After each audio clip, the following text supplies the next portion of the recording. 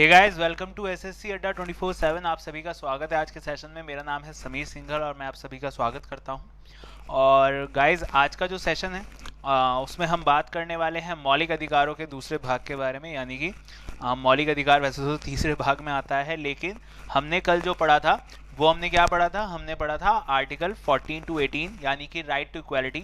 अब उससे आगे बात करनी है, यानी आर्टिकल 19 से 22 और 23, 24।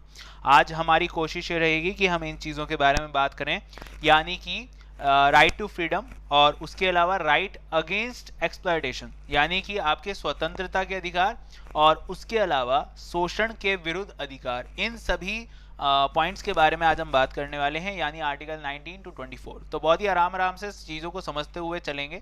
सबसे पहले आप लोग क्या करेंगे, आप लोग सब एक काम कर देंगे। वो क्या कि सेशन को सभी ग्रुप्स में सब जगह आप एक बार शेयर कर दें और हम सेशन की शुरुआत करते हैं, ठीक है?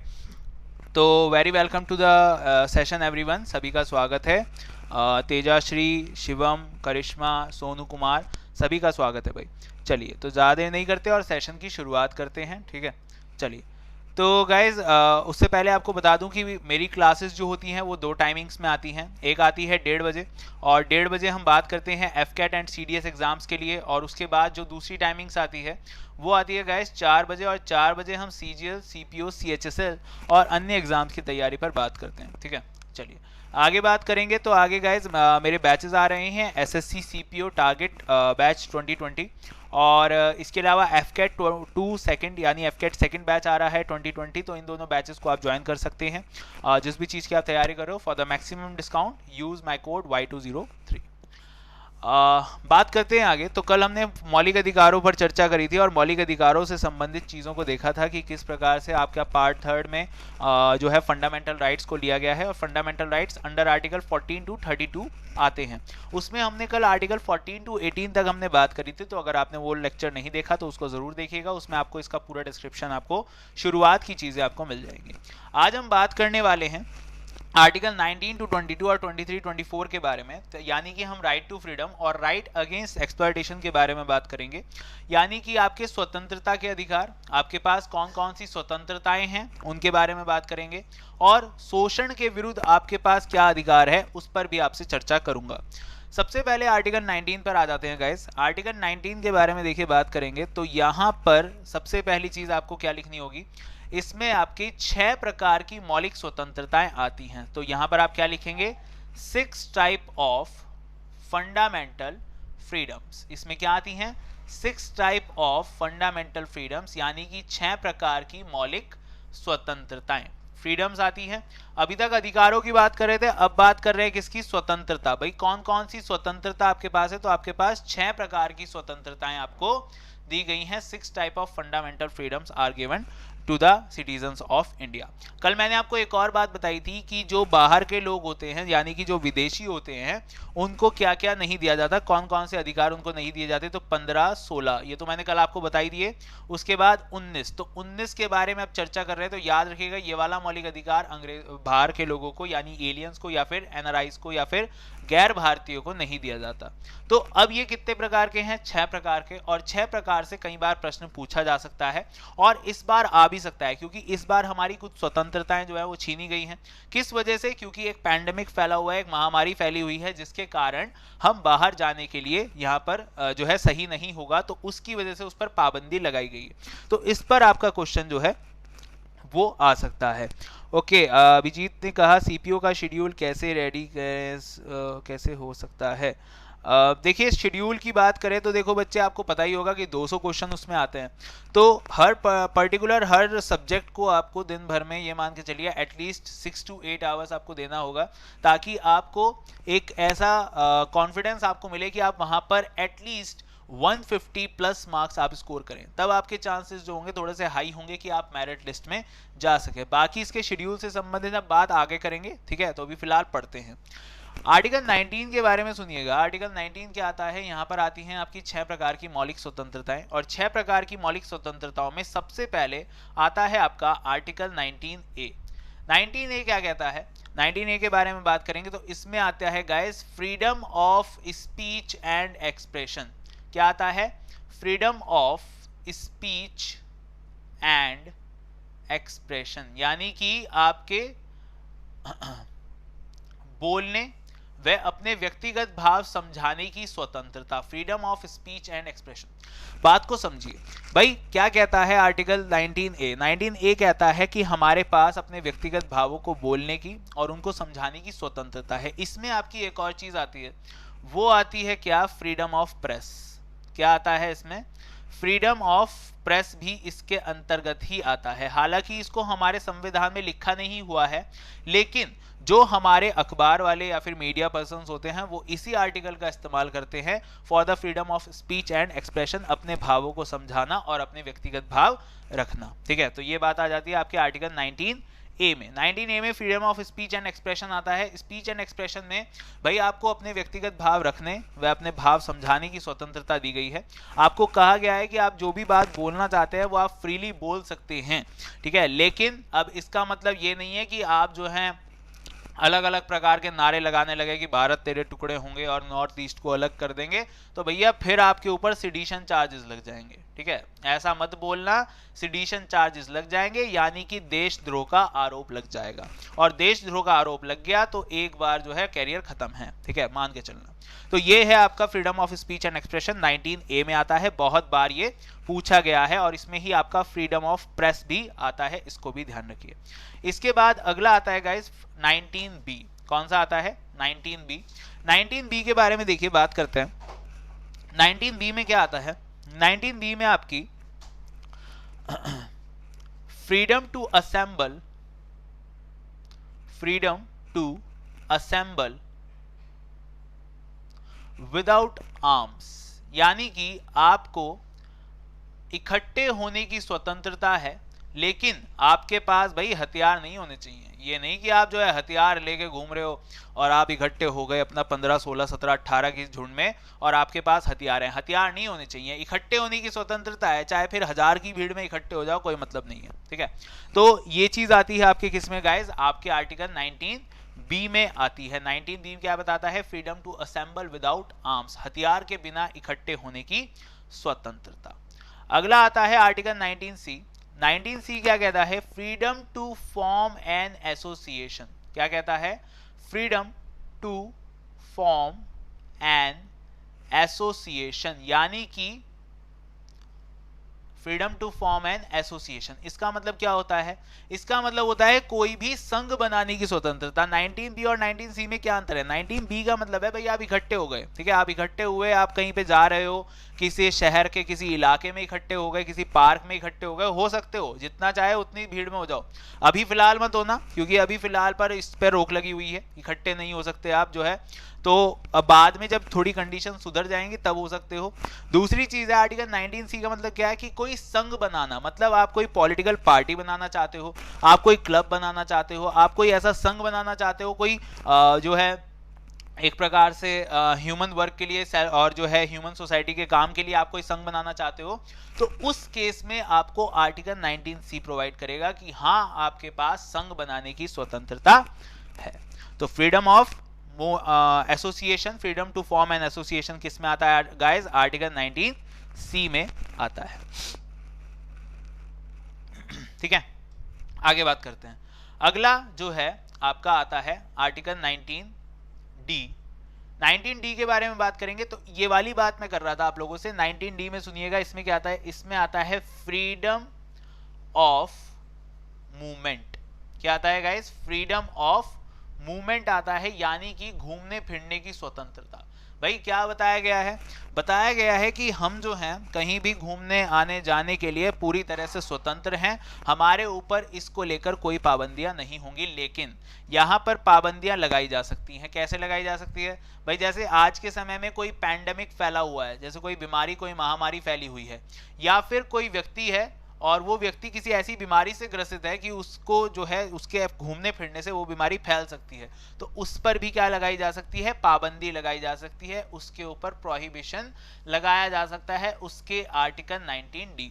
तो 19D क्या कहता है? घूमने फिरने की स्वतंत्रता, लेकिन इसको सरकार क्या कर सकती है? पार्लियामेंट क्या कर सकती है? इसको बैन कर सकती है। आपको एक बात बताता हूं, जब कभी, हमेशा याद रखना, जब कभी भारत में नेशनल इमरजेंसी या फिर आपका सेक्शन 144 यानी कि आपकी धारा 144 या फिर आपका प्रेसिडेंट रूल, इस तरह की कोई भी परिस्थिति अगर हमारे देश में या हमारे राज्य में आती है या हमारे डिस्ट्रिक्ट में आती है, उस स्थिति में हमेशा याद रखिएगा सबसे पहले आर्टिकल 19 जो है ये ऑटोमेटिकली आपका क्या हो जाता है, सस्पेंड कर दिया जाता है। और ये बात कौन से आर्टिकल में की गई है? ये बात की गई है गाइस आर्टिकल 358 में। कौन से आर्टिकल में की गई है? आर्टिकल 358 में इस बात को किया गया है, 358 में किया गया है। तो अनुच्छेद 358 के तहत अनुच्छेद 19 हमेशा किसी भी आपातकाल के दौरान आपका क्या हो जाता है, भंग हो जाता है। इसके बाद आगे सुनिएगा, आर्टिकल 19D के बारे में मैंने आपको बताया। आर्टिकल 19E की बात करते हैं। 19E में क्या आता है गाइस? 19E में आता है freedom of residence and settlement. Freedom of residence and settlement मतलब समझिए, मतलब ये है कि आप लोगों को कहीं भी बसने की स्वतंत्रता है, ठीक है, आप जहां जाएं वहां जाकर आप बस सकते हैं। लेकिन यहां पर एक छोटी सी चीज होती है, आप मान लीजिए अब जो है आप हिमाचल प्रदेश जाओ या फिर आप उत्तराखंड जाओगे या फिर आप जम्मू कश्मीर जाओगे, तो इन जगहों पर कुछ पाबंदियां हैं। क्यों पाबंदियां हैं? क्योंकि यहाँ पर लैंड कम है, यहाँ पर लैंड कम है। आप लोग वहां जाएंगे और जाके जमीन खरीदने लगेंगे क्योंकि भाई टूरिस्ट प्लेसेस हैं। तो इसलिए यहाँ पर जो है कुछ पाबंदियां हैं जमीन को लेकर, और वो पाबंदियां स्टेट अपने अनुसार लगा सकती है। तो इसलिए यहाँ पर ये बात आती है कि कुछ जगहों पर हम जमीन नहीं खरीद सकते, सीधे जाकर कुछ उसके लिए प्रावधान चाहिए होंगे। तो यहाँ पर ये बात ध्यान रखिएगा। 19E में क्या आता है? Freedom of residence and settlement. उसके अलावा भारत में कहीं भी जाकर आप बस सकते हैं, आपको कोई रोक टोक नहीं सकता। ये आता है आपका आर्टिकल 19E में। आई होप यहां तक सबको सारी बातें समझ में आ रही होंगी। एक बार जल्दी से बता दीजिए सभी बच्चे, जितने बच्चे मेरे साथ जुड़े हुए हैं, और एक बार सेशन को भी शेयर और लाइक करते रहना, ठीक है। लाइक तो एटलीस्ट करो, क्योंकि जितने बच्चे जुड़े हैं उतने लाइक नहीं है यहाँ पे, ठीक है। तो जल्दी से सेशन को लाइक करते रहना और जल्दी मुझे बता दो कि यहाँ तक की बातें आप सबको क्लियर हैं। इतना मैं आगे बात करता हूँ, ठीक है। चलिए, ओके, बिल्कुल मितेश, बिल्कुल आर्टिकल 358, बिल्कुल शर्जील इमाम वाला केस, वही चीज़ मैंने बताई यहाँ पे।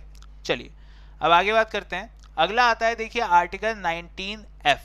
19F के बारे में बात करेंगे। तो आर्टिकल 19F में क्या आता है? Freedom to acquire the property. इसमें क्या आती है? Freedom to acquire the property. यानी मतलब क्या हुआ? इसका मतलब हुआ कि देखो, आपके पास जो संपत्ति है, ठीक है, आपके पास, आपके पिता के पास जो संपत्ति है, वो संपत्ति अगर सरकार को जरूरत पड़ेगी तो सरकार क्या करती है? उसको ले सकती है, ठीक है। पहले ये क्या होता था? एक मौलिक अधिकार होता था, अब ये एक कानूनी अधिकार है। कि क्या कानूनी अधिकार है? संपत्ति खरीदने का, राइट टू प्रॉपर्टी। अब क्या है? संपत्ति को अपने पास रखने का जो अधिकार है वो एक कानूनी अधिकार है, मौलिक अधिकार नहीं है। इसी के तहत क्या हुआ था? एक अमेंडमेंट हुआ था, 44th अमेंडमेंट, जिसके तहत आपका आर्टिकल 31 और आर्टिकल 19F को क्या कर दिया गया था? भंग कर दिया गया था। इसकी पूरी कहानी मैं आपको बताऊंगा जब आर्टिकल 31 में आपको समझाऊंगा आगे चल के, ठीक है। तो यहाँ पर फिलहाल ये ध्यान रखिए, आर्टिकल 19F क्या कहता है? Freedom to acquire the property, यानी संपत्ति को अपने पास रखने की स्वतंत्रता।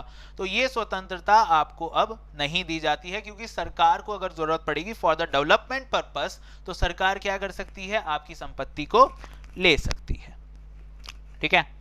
चलिए, तो बिल्कुल बहुत बढ़िया, सभी को बहुत अच्छे से चीजें क्लियर हो रही हैं। हाँ बिल्कुल, 44th अमेंडमेंट में इसको खत्म कर दिया गया और आर्टिकल 300A में इसको रखा गया। बाकी इसके बारे में चर्चा करेंगे जब आर्टिकल 31 पढ़ेंगे। फिलहाल आगे चलते हैं। तो आर्टिकल 19F मैंने आपको बताया, और अगला आता है गाइस आर्टिकल 19G।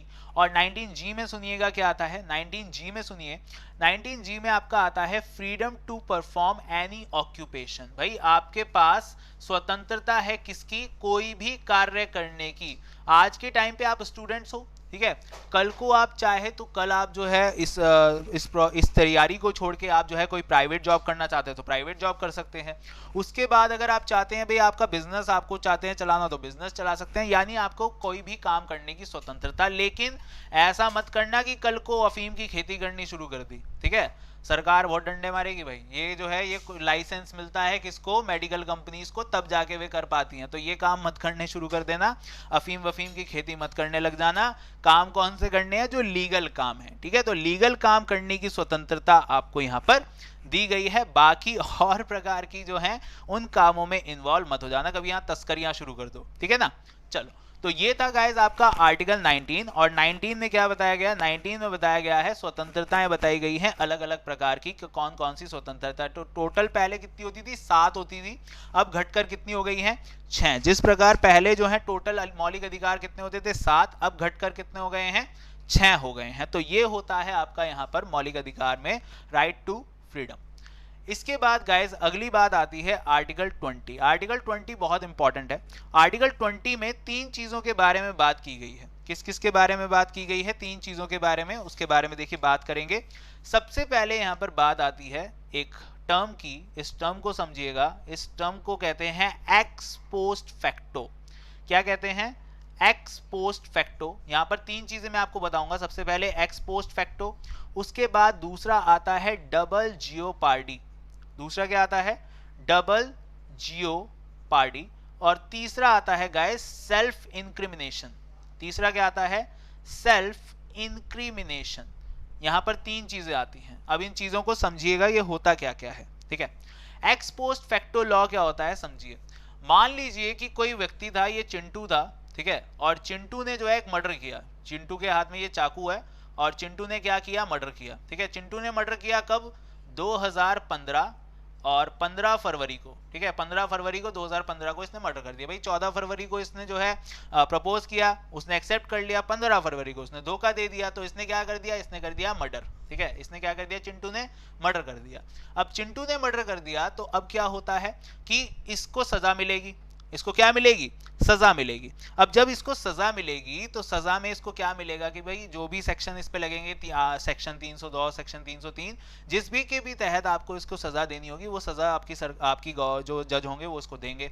अब अगले दिन जो है, यानी कि 16 फरवरी को, मैं ये कहता हूं 16 फरवरी 2015 को एक लॉ बनता है, एक कानून बनता है कि भाई अगर किसी ने कॉन्स्पिरेसी के तहत इस तरह से हत्या करी किसी लड़की की, तो उसको जो है 10 की जगह 15 साल की सजा होगी, ठीक है। उसको कितनी साल की सजा होगी, 10 की जगह 15 साल की सजा होगी। तो ऐसा नहीं हो सकता, ऐसा इसके साथ नहीं हो सकता, क्योंकि इसने पहले ही कर दिया काम। इसने तो 15 फरवरी को ही मार दिया, इसने 16 की इंतजार ही नहीं करी। इसने कहा मैं तो 15 को मार दूंगा, तो इसने 15 को मार दिया। तो कहने का मतलब ये है कि आपके ऊपर वही कानून लगेगा जो उस दिन डेट पर चल रहा था, लॉ बाय द डेट, ठीक है। यानी आपने जो जुर्म किया है वो उसके तहत आपको सजा मिलेगी जो उस तारीख में आपके लिए कानून बना हुआ था। उसके बाद अगर उसमें कोई चेंजेस आते हैं तो वो आपके लिए कारगर नहीं होंगे। इसका एग्जांपल भी मैं आपको दे सकता हूं।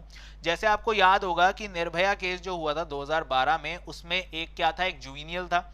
वो जुवेनियल जो था उसके ऊपर केस चला, लेकिन उसको 3 साल बाद यानी 2015 में उसको जो है जमानत पर रिहा कर दिया, सॉरी उसको रिहा कर दिया गया, उसकी सजा पूरी हो गई।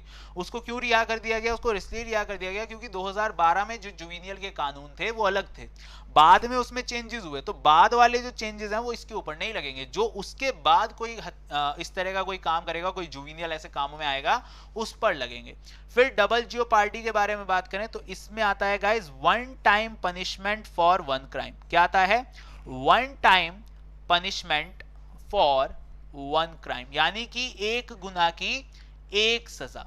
क्या आता है, एक गुनाह की एक सजा आती है, 1 टाइम पनिशमेंट फॉर 1 क्राइम। भाई डबल जियोपार्डी क्या होता है, एक गुनाह की एक सजा। सिंपल सी बात समझो, आपने कोई मर्डर किया, ठीक है, आपने कोई मर्डर किया, या फिर इस चिंटू ने जो है दोबारा से एक और मर्डर कर दिया, ठीक है, चिंटू ने एक बार और मर्डर किया और चिंटू को जो है पहले मर्डर के लिए 10 साल की सजा हुई।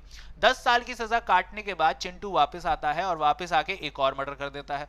तो यहां पर जो इसने 10 साल की सजा काटी वो तो काट ली ना। अब जब ये दोबारा जेल जाएगा तो इस बार जहां तक है, जब इसने ये वाला मर्डर भी कर दिया, ये वाला भी कर दिया, तो इस बार इसको फांसी की सजा होगी। लेकिन मान लो कि फांसी की सजा नहीं होती, दोबारा जज इसको कहता है पहले भाई 15 साल के लिए जाओ, तो 15 साल में ये नहीं कि पिछले वाले को भी मिला देगा, कहने लगे ले पिछले वाला भी। या फिर इसका एक और एग्जांपल देता हूं। जब कभी आपके शहर में दंगे फसाद होते हैं, तो दंगे फसादों में क्या होता है कि जब पुलिस को ऐसा शक हो कि दंगे भड़क सकते हैं, तो वो क्या करती है, वो ये करती है कि जो भी शहर के सबसे बड़े चार्ज शीटर्स होते हैं ना, जिनका नाम अक्सर लिस्ट में आता रहता है, उनको पुलिस उठा के जेल में डाल देती है और उनको जो है तब तक जेल में रखा जाता है या घरबंदी कर दी जाती है जब तक शहर के हालात सुधर नहीं जाते। इसमें भी कुछ प्रावधान है कि ये कितने दिन तक किया जा सकता है, 90 दिन, और इस बीच में हालात तो सुधर ही जाएंगे। तो 90 दिन के अंदर अंदर वो जो है उसको रखा जाएगा, लेकिन अगर उसके ऊपर कोई पुराना केस था तो उसके तहत ये नहीं कि उसके तहत उसको सजा दे दी जाएगी। भाई कितने समय तक रख सकते हो, 90 दिन। तो एक गुनाह की एक सजा, भाई आपने कोई गुनाह किया तो उसकी एक ही सजा आपको मिलेगी। क्लियर है? चलिए इसके बाद बात करते हैं आगे सेल्फ इंक्रिमिनेशन। सेल्फ इंक्रिमिनेशन क्या होता है, सुनिएगा। सेल्फ इंक्रिमिनेशन ये होता है कि आपने अक्सर सुना होगा और पिक्चरों में देखा भी होगा कि जब कभी कोई व्यक्ति का कोई रिकॉर्ड किया जाता है, कोई टेप रिकॉर्डर में उसका बयान लिया जाता है या फिर कोई लिखित बयान लिया जाता है, तो ये जो रिकॉर्ड होता है या लिखित बयान होता है, इसको जो हमारे जज साहब होते हैं वो मना कर देते हैं। वो कह देते हैं इसकी कोर्ट में कोई मान्यता नहीं है, क्योंकि क्या होता है कि भाई जोर जबरदस्ती से भी लिखवाया जा सकता है या बुलवाया जा सकता है, तो इसलिए यहां पर सेल्फ इंक्रिमिनेशन का प्रावधान दिया गया है। तो आर्टिकल 20 में आपके क्या आते हैं गाइस, आर्टिकल 20 में आपके जो हैं वो आपके जुर्म करने के बाद की सजाओं के बारे में इसमें ज्ञान आपको दिया गया है कि आपको क्या क्या यहां पर चीजें आती हैं। ठीक है, तो हिस्ट्री शीटर, बिल्कुल हिस्ट्री शीटर उसको कहते हैं, आई एम सॉरी। तो यहां पर आपका आता है गाइस 3 चीजें आती हैं, x post facto law, double jeopardy और सेल्फ इंक्रिमिनेशन आता है आर्टिकल 20 में। यानी कि आपने जब गुनाह कर दिया तो गुनाह के बाद आपको क्या क्या सजा और उसमें आपके क्या क्या स्वतंत्रताएं हैं उसको आपको बताया गया है। इसके बाद आगे बात करते हैं आर्टिकल 21। तो 21 तो भाई बहुत ज्यादा इंपॉर्टेंट है और इसमें क्या आता है, इसमें आता है राइट टू लिव। क्या आता है, right to live with personal liberty, यानी कि जीने का अधिकार, जीने का अधिकार स्वाधीनता के साथ, जीने का अधिकार स्वाधीनता के साथ, right to live with personal liberty. मतलब समझिए, मतलब ये है कि आपको जीने का अधिकार है और आपको पूरी तरह से स्वतंत्रता है कि आप उसके तहत आप जो करना चाहें वो कर सकते हैं। इसमें अलग अलग प्रकार की स्वतंत्रताएं आपको दी गई हैं, जैसे डिग्निटी के साथ जीना, ठीक है, अपना लाइवलीहुड बनाते रहना, अपने आप को जो है डेवलप करना, विकसित करना, ठीक है, अपने स्किल्स को डेवलप करना। तो ये सब आता है आर्टिकल 21 में, right to live with personal liberty. और इसके तहत एक और चीज आपको बताना चाहूंगा, एक और आर्टिकल गाइस ध्यान रखिएगा, एक आर्टिकल होता है आर्टिकल 359। एक आर्टिकल कौन सा होता है, आर्टिकल 359।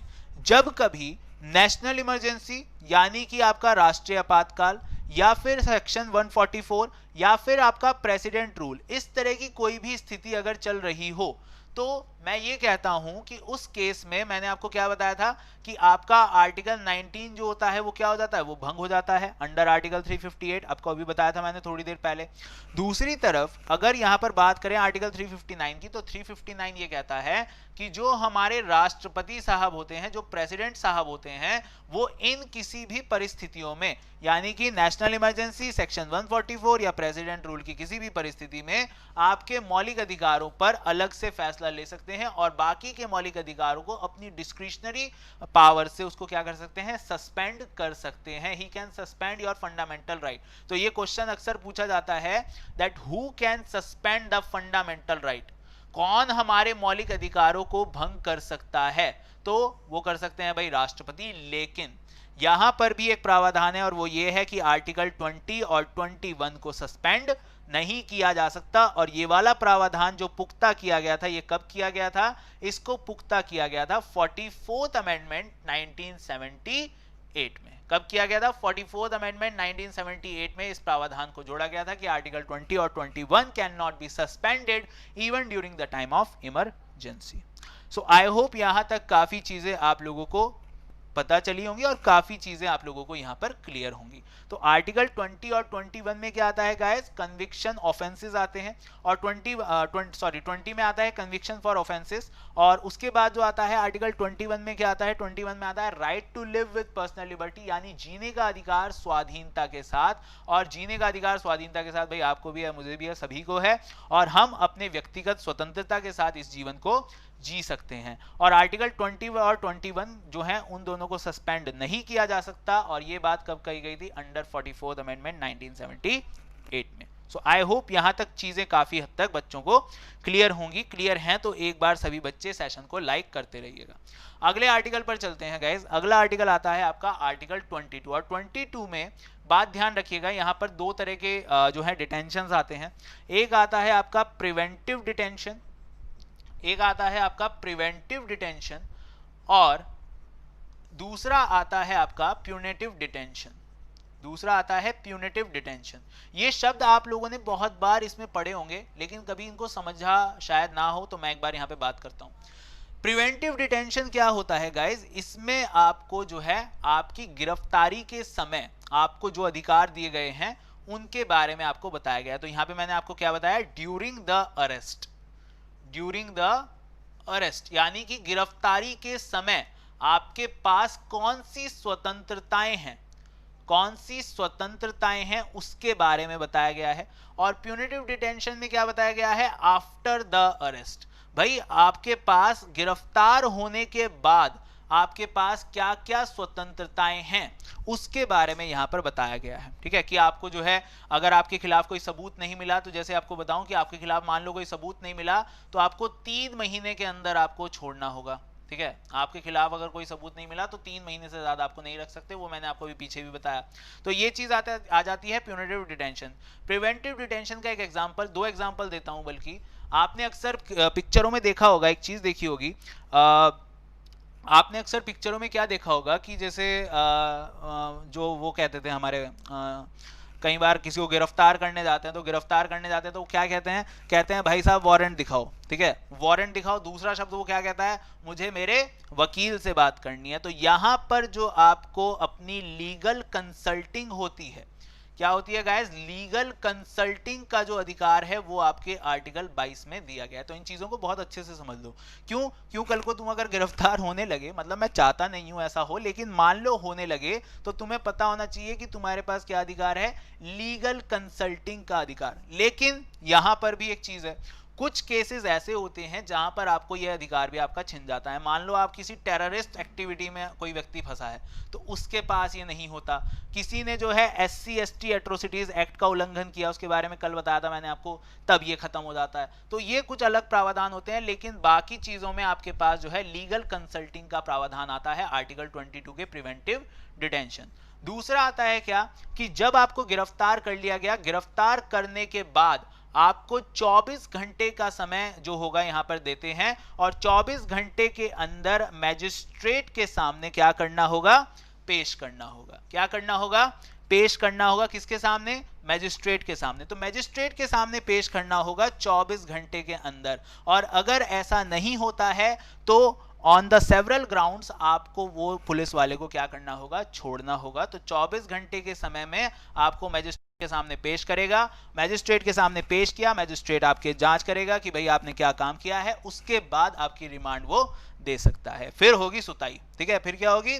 फिर होगी भाई सुताई। तो वो जो होती है वो 24 घंटे बाद शुरू होती है। 24 घंटे तक आपको हाथ नहीं लगाया जा सकता। ये आता है आपका आर्टिकल 22 में। ठीक है, तो ये चीजें आती हैं। चलिए आगे बात करते हैं। अगला जो आता है गाइस, अगला आता है आपका राइट अगेंस्ट एक्सप्लॉयटेशन। लेकिन मैं यहाँ पर एक चीज देख रहा हूँ कि थोड़ा सा जो टाइम है ना वो आज का समाप्त हो चुका है। तो इस आर्टिकल को, यानी कि इस मौलिक अधिकार को हम कल डिस्कस करेंगे, और इसके साथ बाकी के बचे हुए पर भी बात करेंगे। मैंने कहा ना, बिल्कुल बहुत आराम से पढ़ेंगे और बिल्कुल टॉपिक को बिल्कुल डेप्थ में जाके खत्म करेंगे कि एक भी क्वेश्चन जो है वो बचे ना। ठीक है, तो ये करेंगे हम, और अभी 1-2 लेक्चर्स और आएंगे इस पर, और फिर उसके बाद हम इस पर आधारित कुछ क्वेश्चंस करेंगे जो CDS और FCAT लेवल के क्वेश्चंस होंगे। तो बिल्कुल तैयार रहिएगा और सेशंस को अच्छे से पढ़िएगा। तो आई होप सेशन सबको पसंद आया होगा गाइज। और बिल्कुल अगर दूसरी चीज़ ये है कि आप सिस्टमैटिक वे में सब चीज़ों को पढ़ना चाहते हैं, तो आप इस बैचेस में भी आप ज्वाइन कर सकते हैं। जैसे कि मेरा FCAT बैच आ रहा है, इस बैच में मैं आपको पूरी GA पढ़ाने वाला हूँ, जनरल अवेयरनेस, यानी कि history, polity, geography and static part. And the other thing is the other batch is CPO batch, that is the SSC CPO target batch, और इसमें मैं पॉलिटी एंड ज्योग्राफी डिस्कस करूंगा। तो आप इस बैच को ज्वाइन कर सकते हैं। These are starting from, FCAT is starting from 13th of July and SSC CPO is starting from the 15th of July। Maximum discount के लिए मेरा कोड यूज कर सकते हैं Y203 इफ यू वांट। और दूसरी चीज आ जाती है कि यहाँ पर डिस्काउंट है 77% का, सो आप यहाँ पर आ सकते हैं। ओके कोई बात नहीं वर्षा, कल से आप टाइम पे आइएगा और कल जो है 1:30 बजे मिलते हैं भाई इस सेशन में। और हाँ, जितने बच्चे मेरे साथ हैं भाई, आपको बता दूं 4 बजे, ठीक है, 4 बजे की क्लास में जरूर आइएगा। 4 बजे मैं डिस्कस करने वाला हूं ज्योग्राफी पर कुछ बहुत ही इंपॉर्टेंट प्रश्न। तो वहां पर 4 बजे मेरे सेशन में SSC अड्डा 24/7 पर जरूर मेरे साथ जुड़िएगा। तब तक के लिए आप जो है इन बैचेस में जुड़ सकते हैं और मेरा रेफरल कोड आप यूज कर सकते हैं। जाने से पहले वीडियो को लाइक करके जाना भाई, ठीक है, लाइक करके जाना, वरना पाप लगेगा, ठीक है। हाँ चलो, और दूसरी बात है, जो बच्चे नए जुड़े थे वो चैनल को सब्सक्राइब करना। और तीसरी चीज ये है कि love you all guys, god bless you all and bye guys.